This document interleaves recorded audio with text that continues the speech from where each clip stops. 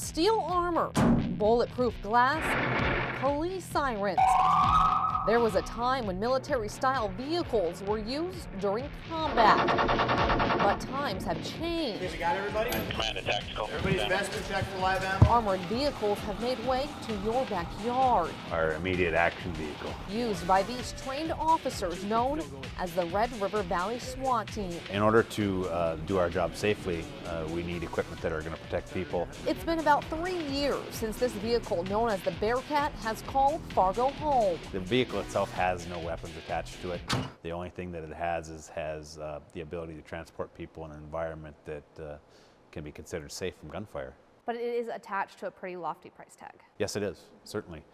Vehicles like that are approximately $250,000. We received this vehicle as the result of Homeland Security funding. But this is just one of the 4 in the state for a combined $1 million price tag. Was it really a necessity to pay $250,000 for a vehicle?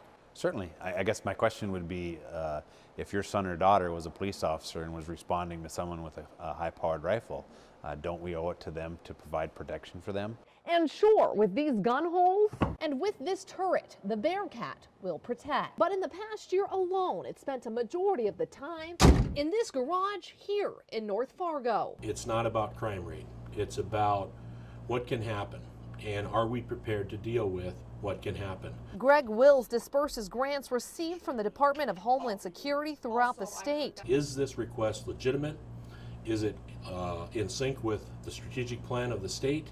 And if it was, those assets were purchased. They felt the money would be best spent on 4 Bearcats. Why do police officers need guns?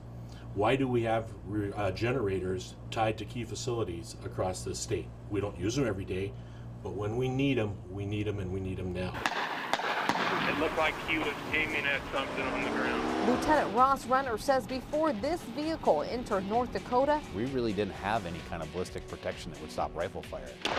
take this video for example. This was an incident on Amber Valley Parkway in Fargo where a man was shooting a high-powered rifle off his balcony. 15 to 20 rounds go off in that apartment. Will anybody ever shoot at this vehicle? You know, maybe not, but I certainly hope they don't. But if we need it, it's one of those things that it's priceless. Priceless, but not without value, because if this saves one life, Lieutenant Renner says it's worth more than a $250,000 price tag. Now, since the September 11th attacks, the Department of Homeland Security has handed out anti-terrorism grants totaling $34 billion, with many departments buying vehicles like the Bearcat. Because as one officer put it, the world can be a dangerous place and you have to be ready. Back to you.